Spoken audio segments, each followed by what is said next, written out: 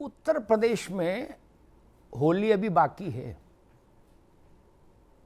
अभी पूरा रंग नहीं खेला गया,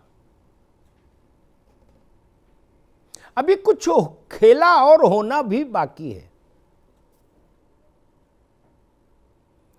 आप मेरे पीछे जो स्क्रीन देख रहे हैं, इसका चित्र देखकर और इस पर टेक्स्ट देखकर आप समझ ही गए होंगे कि मसला क्या है, कहां चले राजभर। ओम प्रकाश राजभर अद्भुत राजनीतिक प्राणी हैं, अद्भुत। आपको याद है जब उत्तर प्रदेश में विधानसभा चुनाव के लिए खेमेबंदी पर काम हो रहा था, उस वक्त राजभर जी सुबह नेतराम की कचौड़ी और जलेबी खाते थे स्वतंत्र देव के यहाँ हैं, और शाम को असदुद्दीन ओवैसी के साथ प्रेस कॉन्फ्रेंस करते थे। इधर ओवैसी भी भ्रमित रहते थे, उधर स्वतंत्र देव भ्रमित रहते थे कि मसला क्या है।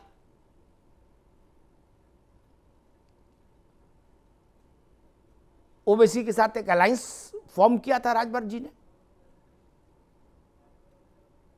फिर शिवपाल जी की यहाँ मीटिंग की, बोले शिवपाल जी भी आएंगे इस समय। भाजपा से भी चर्चा पर चर्चा रही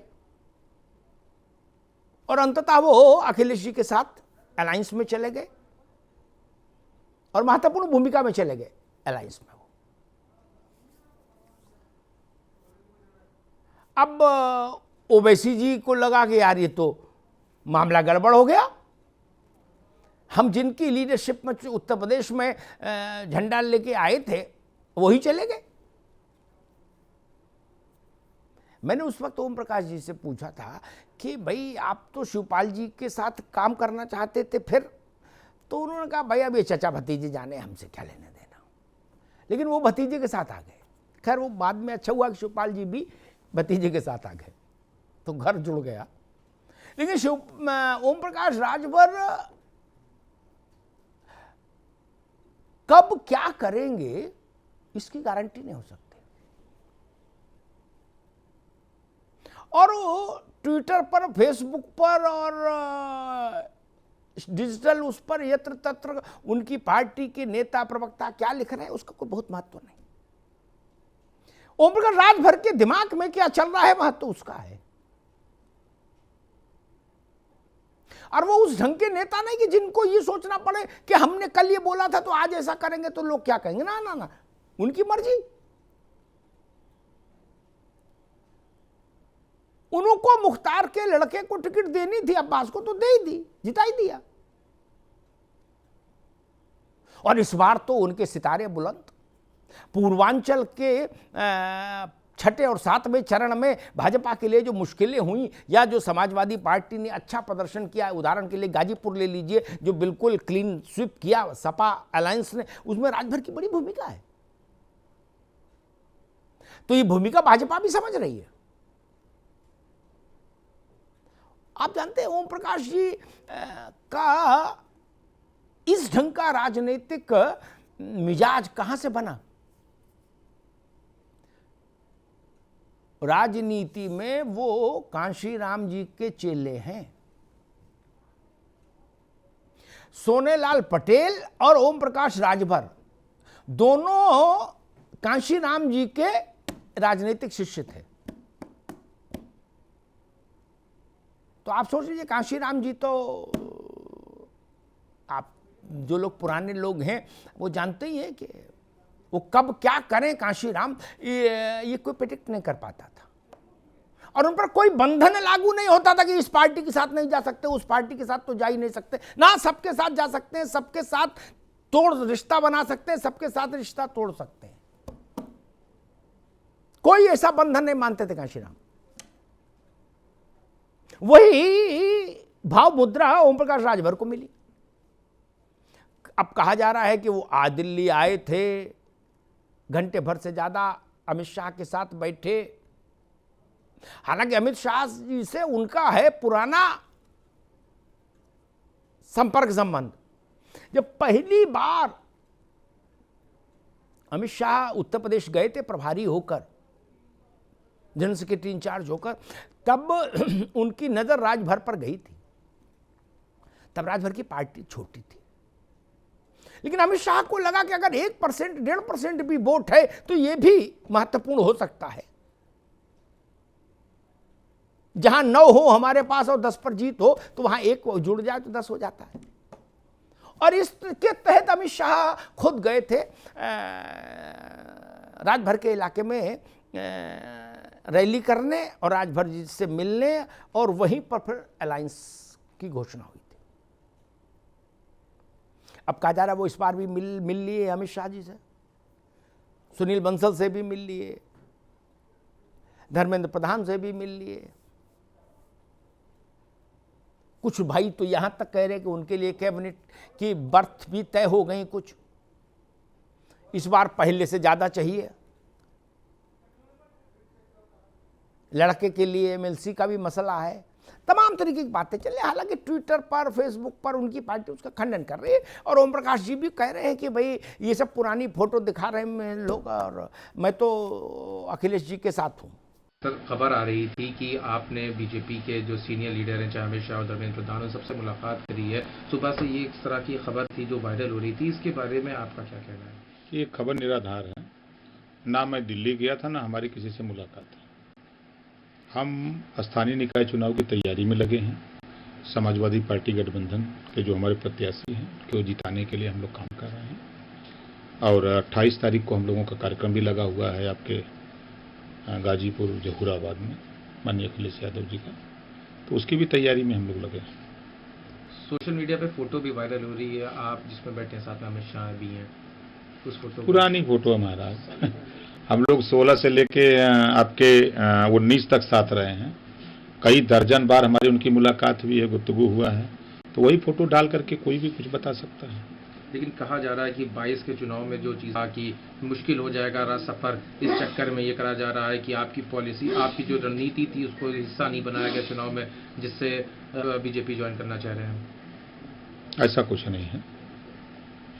वो चुनाव जो किसान आंदोलन को लेके हम लोग बहुत आशान्वित थे। किसान आंदोलन जिस इलाके में था उस इलाके में असर था, जिस इलाके में नहीं था वहाँ किसान आंदोलन का असर नहीं था। हम लोगों ने जो जातिवार जनगणना का, पुरानी पेंशन बहाली का, एक समान अनिवार्य फ्री शिक्षा, गरीबों का इलाज फ्री का, 300 यूनिट बिजली फ्री देने की जो बात हम लोग कर रहे थे, और सामाजिक न्याय समिति की रिपोर्ट लागू करने का, तो ये हम लोग कहीं ना कहीं समझाने में फेल हैं, या जनता समझने में फेल है, या हम समझाने में फेल है। एक मुद्दा ये हो गया, लेकिन साथ में जो छोटी जातियों वाला मामला था, जो एक मामला ये था, और जो घटक दल थे उनको उस तरह से रिप्रेजेंट नहीं किया गया। आपको एक पॉलिटिकल रिप्रेजेंटेशन ना होने की वजह से बताया जा रहा है कि ये वजह है जिसकी वजह से जो घटक दल हैं वो नाराज हैं, और जिसमें एक आप भी हैं और सब बीजेपी ज्वाइन करना चाहते हैं। ऐसा कोई बात है, नाराजगी किस बात की होगी? हम तो जहाँ जिस इलाके में है उस इलाके में तो हमारा प्रदर्शन 1 नंबर है। अम्बेडकर नगर खाता नहीं खुला, आजमगढ़ खाता नहीं खुला, गाजीपुर खाता नहीं खुला, मऊ में 4 में 3 हम जीते, बलिया में हम 4 जीते, बस्ती में 4 जीते, सिद्धार्थनगर में जो संत कबीर नगर में 2 जीते, और आपके सिद्धार्थनगर में हमने वहाँ 4 जीता है। तो हम जहाँ हैं वहाँ तो हम कमजोर कहाँ, हम तो 1 नंबर है। तो फिलहाल कोई इरादा नहीं है बीजेपी ज्वाइन करने? ना, अभी कोई इरादा नहीं है। हम लोग अखिलेश जी के साथ अभी नहीं है, मतलब बाद में हो सकता है। हम अखिलेश जी के साथ हैं। 24 की तैयारी में हम लोग लगे हैं। अभी सामने स्थानीय निकाय चुनाव है, उस स्थानीय निकाय चुनाव की तैयारी कर रहे हैं। 28 का जो कार्यक्रम उसमें भी शामिल है। उसके बाद मतलब ये तो नहीं कि अभी है और बाद में भी, अभी जैसे आपने कहा अभी हैं हम लोग साथ में, बाद में कुछ चीजें अगर परिस्थिति अनुकूल नहीं हुई तो? अरे अभी हम जिंदा हैं, कौन मर जाए कौन ठीक है? ये तो राजनीति में या मानव जीवन में कौन कोई तिथि तो है नहीं कि कब कौन मरेगा। तो अभी तक हम लोग हैं, तभी तक की बात हम कर रहे हैं ना। जब तक जिंदा हैं तब तक के लिए बात कर रहे हैं। जिंदा तब तक समाजवादी उसमें रहेंगे, समाजवादी पार्टी के साथ हैं। अभी 24 की तैयारी में लगे हम लोग। यही बात उन्होंने शिवपाल जी के घर भी कही थी, यही बात उन्होंने ओवैसी के घर भी कही थी, यही बात वो सबके यहाँ कहे। लेकिन फिर जिसको छोड़ना हुआ उसको छोड़ दिए, जिसको पकड़ना हुआ उसको पकड़ लिए। इसलिए चर्चाएं चल रही हैं। हाँ, अगर थोड़ा गंभीर होकर देखें तो भारतीय जनता पार्टी के लिए पूरब में ये सिद्ध हो गया कि उसके राजभर यानी अनिल राजभर जैसे नेता ओम प्रकाश राजभर का विकल्प नहीं है। तो जब विकल्प नहीं है तो लग्गी लगा के तो फिर बड़ा होता नहीं आदमी राजनीति में। तो भारतीय जनता पार्टी भी उतनी प्रैक्टिकल है आज के दौर में कि फिर ठीक है, ओम प्रकाश राजभर से एक अलायंस हो जाए तो क्या दिक्कत है। कम से कम पूरब के कुछ जिलों में समस्या सुलझेगी, चाहे वो अम्बेडकर, चाहे वो आजमगढ़ हो, चाहे गाजीपुर हो, चाहे बलिया हो, चाहे बनारस हो। एक, क्योंकि करीब 40 सीटें ऐसी हैं पूरब में जहां राजभर समाज का 10,000 से लेके और 35-40,000 तक वोट है। और भारतीय जनता पार्टी इतने बड़े वोट की कीमत जानती है। इसलिए मैं नहीं कह रहा कि अलायंस हो जाएगा, लेकिन अलायंस होने की जरूरतें दोनों तरफ पर्याप्त मौजूद हैं। ओम प्रकाश राजभर भी और उनकी पार्टी के जीते हुए एमएलए 6 5 साल क्या करेंगे, एक प्रश्न उठेगा ना। जो लोग जमीन पर राजनीति करते हैं वो जानते हैं कि भाई विपक्ष की आप राजनीति करेंगे तो 6 एमएलए के साथ आपके कहने से तो दरोगा भी तैनात नहीं होगा कहीं थाना चौकी में, आप अपने कार्यकर्ता को भी नहीं छुड़ा पाएंगे। तो ऐसे कैसे चलेगा। ये प्रैक्टिकल अप्रोच है और ओम प्रकाश राजभर से बेहतर इसको कौन जानता है। एक, और भाजपा की पार्ट पर जाकर सोचिए तो दिमाग में एक कोने में ही सही ये कांटा क्यों रहे कि 30-35 सीटों पर, लगभग 3 दर्जन सीटों पर ओम प्रकाश राजभर संतुलन बिगाड़ देते हैं। इसलिए दो जरूरत का सिद्धांत तो दोनों तरफ लागू हो रहा है, ओम प्रकाश राजभर के साथ भी और भाजपा के साथ भी। और राजनीति में इस बात को लेकर जो लोग चिंतित होते हैं कि अभी तो ये बोला था इनके लिए और इन्होंने ये बोला था उनके लिए, वो लोग अभी ना समझें। राजनीति में कब क्या बोला इसका कोई मतलब है, आज क्या कर रहे हैं बस उसको देखिए। इसलिए मुझे लगता है कि ये डील हो भी सकती है। ये अफवाह हो ऐसा भी हो सकता है, लेकिन ये सच भी हो सकता है, ये भी जान लीजिए। मैं चौंकूंगा नहीं कतई, और आपसे कहूंगा आप भी मत चौंकिएगा। बड़ा लॉजिकल है होना, नहीं होगा ऐसा तो मैं चौंकूंगा कि ओम प्रकाश राजभर जी की जो राजनीतिक शैली है क्या वो बदल गई, तब मैं चौंकूंगा। और एक होली के मौसम में ऐसी एक तथाकथित अफवाह और ट्रेवल कर रही है राजनीति के गलियारों में अबीर और गुलाल की तरह। मालूम वो क्या है तथाकथित अफवाह? वो ये कि पश्चिम में अखिलेश जी की पार्टनर रही राष्ट्रीय लोकदल चुनाव में, उसके 8 विधायक जीते, जाटों का वोट बटा, भाजपा को भी मिला, लेकिन जयंत की अपील पर उनकी पार्टी को ज्यादा मिला। अब अगर लोकसभा चुनाव तक जयंत चौधरी समाजवादी पार्टी के साथ रहते हैं तो वो क्या करेंगे? विधानसभा जितवाना सरल होता है छोटे दल के लिए, क्योंकि छोटा परिक्षेत्र है, 3-3.5 लाख का कैचमेंट एरिया है।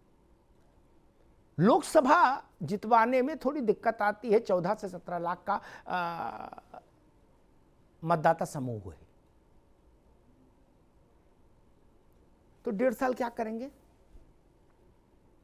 ये वह उनकी पार्टी में भी मंथन हो रहा है, ऐसा सूत्र दावा कर रहे हैं, लोग दावा कर रहे हैं।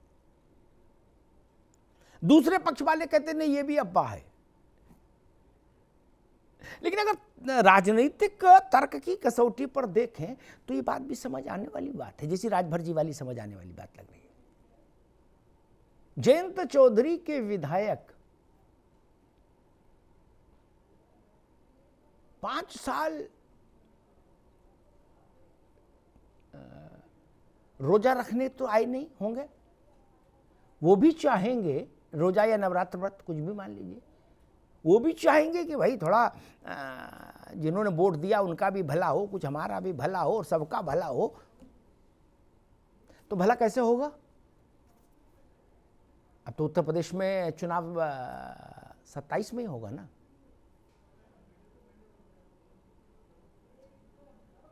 और लोग समाजवादी पार्टी के साथ जयंत चौधरी रहते हैं, तो लोकसभा चुनाव में क्या कोई मान रहा है कि 24 के लोकसभा चुनाव में कहीं कोई अनिश्चितता है परिणामों को लेके, या कोई विपक्ष इतना एकजुट है, कोई ऐसा चेहरा सामने है जिसमें लगे कि हाँ विपक्ष की सरकार बन सकती है और भाजपा की सरकार पदच्युत हो सकती है? ऐसी तो स्थितियां भी दूर दूर तक नहीं दिख रही ना। तो 22 के बाद उनके मतलब का चुनाव 27 में आएगा। फिर आरएलडी के 5 साल क्या करेंगे? भाजपा के पास चाहे आरएलडी हो और चाहे ओम प्रकाश राजभर की पार्टी हो, इन दोनों को देने के लिए, इन दोनों की पार्टियों को संतुष्ट करने के लिए होली के मौसम में तरह तरह की गुझियां हैं।